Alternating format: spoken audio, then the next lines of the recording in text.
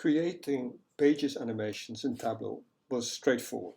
We could simply add the field that we wanted to use for the animation into the pages shelf. In Power BI, all this is a little bit more complicated for most chart types. The only one that is easy to animate is the scatter or bubble chart.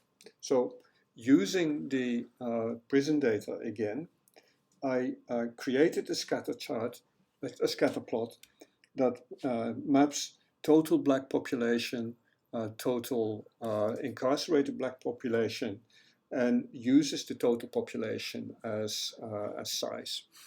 Now, you see that because this is a bubble chart, we have this play axis field here as well. So let's drag county into the play axis. And you see we now get something that looks like a play button here. So when we click on that, you will see that Power BI starts filtering, starts iterating through the counties. So that's all good and well. But when we go to the COVID case and we look, for example, at a line chart, we don't see any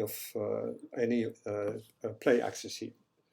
So what we're going to have to do is create, add a new visual, and that visual is going to allow us to create animations in other charts as well. So I'm going to do get more visuals. That will bring up a set of visuals you can add. A couple of things. This only works if you're logged into Power BI. If not, log into Power BI. It'll prompt you to do so and use your normal USF credentials. If that doesn't work either, then go to Microsoft AppSource, Microsoft.com, and look for Play Access Power BI. The web page in the Canvas course, gives details. Anyway, the one we want is Play Access Dynamic. So I'm going to click on that. And then it will allow me to add this. So I'm going to add this. And you see the visual successfully imported into this report. And you see a new visual appear here. So I'm going to say, OK, so let's start using this. I click on the play axis, stick that in here, make it a little smaller.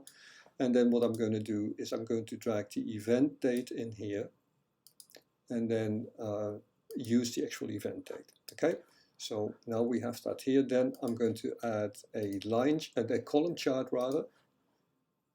And for that column chart, again, I'm going to use event date. And then object ID. So I map the number of COVID cases by event date. And I can clean this up, but I'm not going to do that at the moment.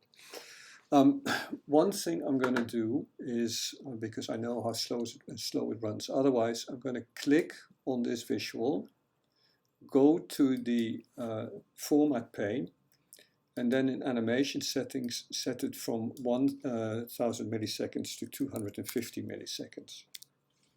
Okay, and now what we'll try to do is we'll try to run this animation. And you see that most of it is grayed out, but as we get to March, you will see that one of the columns is starting to become highlighted. Okay, so you can, in a sense, it animates the column that corresponds, well, not in a sense, it animates the column, it highlights the column that corresponds to the date in the play axis dynamic slicer. Now let's see what happens when we change this thing to a line chart. Okay, and run it again. And you see there's going to be two problems. The first problem is that the bubble eventually stays in the center of the x-axis and starts hopping down a little bit along the y-axis, but pretty much stays in the middle anyway. And the second issue is that we don't see a trail. Now, in order to solve the first problem, we can simply, let's stop it, we can simply go to the line chart and then fix the y-axis, the x-axis rather, so that we start on January 1st, 2020, and we finished on the 4th of June in 2021. And then we're going to fix the y-axis as well, so that it goes from 0 to, well, let's say 2600. Okay, and then let's run it again, see what happens. And now you see, let's start from the beginning. And you see this bubble move along. So we're good as far as that's concerned. We no longer dynamically adjust the x-axis and the y-axis. But we still don't have a trail. Now, getting an animation to leave a trail is more complicated. It involves first creating a new table, a new measure, and a filter on that measure in the line chart. The trick is essentially to copy dimension along which you want the trail to appear, event date in our case, into another table, create a play axis on the copy dimension, create a measure that compares all the values in the original dimension with the current value in the play axis, and set it to 1 if the value on the dimension is less than the current value in the play axis, and then use this new measure as a filter on the chart that you want it to be animated and leave a trace on, so the items are displayed only when the new measure is 1, i.e. before the current value in the play axis. All of that sounds complicated, so let's just see what steps are involved. The first thing I'm going to do is create a new table. So I went to the data model, data view, then that new table. And what this allows me to do is create a new table, which I'm going to call dates, based on the DAX expression. And the DAX expression I'm going to use is distinct. And then we're going to go to the 2021 COVID cases. So what this is going to do is going to take all the values, all the distinct values of this field in 2021, 2020, 2021 COVID cases, and copy it into a new table. Now, in order to make life a little easier for ourselves, I'm going to rename this filter date. You can have any name, but I just want that name to be different from event date. Now, let's see how that's going to work now. So we're going back here, then we're going to create a new visualization, put the play axis in there. But now I'm going to pull the filter date in here, set that to filter date. Again, do the changes so that it runs a little faster, 250. And then I'm going to add a line chart to that same visualization, that same dashboard, if you like, that looks at the event date. Again, we're going to change that to the actual date. Then the number of COVID cases. So we now have the line chart that we've seen before. And now what we're going to do is we're going to run it. And you see that the filter date moves along happily, but nothing is happening to the line chart. So that's because filter date is not in any way connected yet to the event date. So what we're going to do now is add a measure, and we're going to call it dates before now.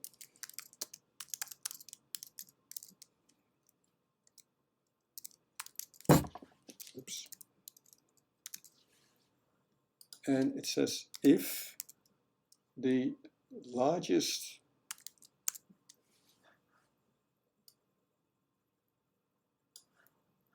and let me get this right. if the maximum of the event date here is less than the maximum of the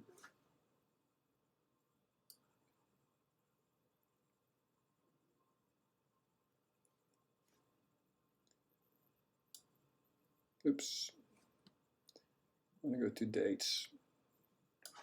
Let me just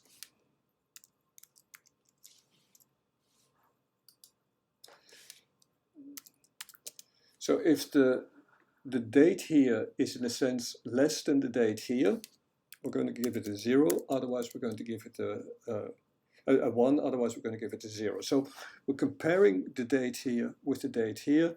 If the date here is less than the date here, then this value is set to 1, this measure is set to 1, otherwise it's set to 0.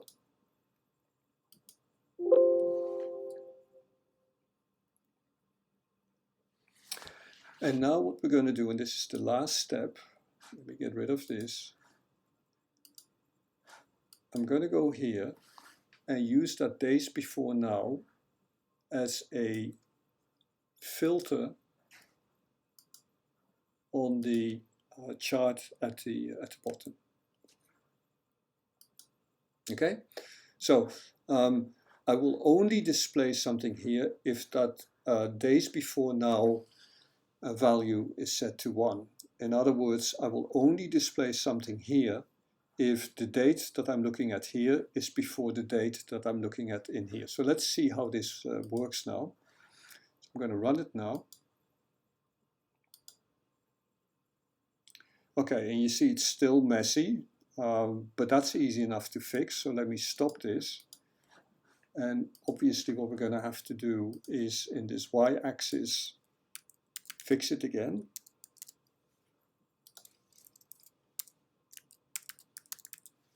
Just as we did before, then fix the x-axis 0 to 2600. Okay, and now let's run it. And now you see it's moving along, and when we get to May, about then, you will see that it starts leaving a trail as well. Okay, now one of the things that is nice about this, and we'll show this now, is that remember that in Power BI we couldn't do leave a trail on an animation of the moving average, because the moving average had to look at the number of pages, and when we put the date in the filter, the date in the pages shelf, then all we could look at is a single date, so we couldn't calculate the moving average. Well, because we now have the filter date separate from the date, the event date that we use here, we no longer have that issue. So I'm going to remove the count of object ID 2 here, and then move moving average in here. So now what we have is the moving average of cases. Now see what happens when I run the animation.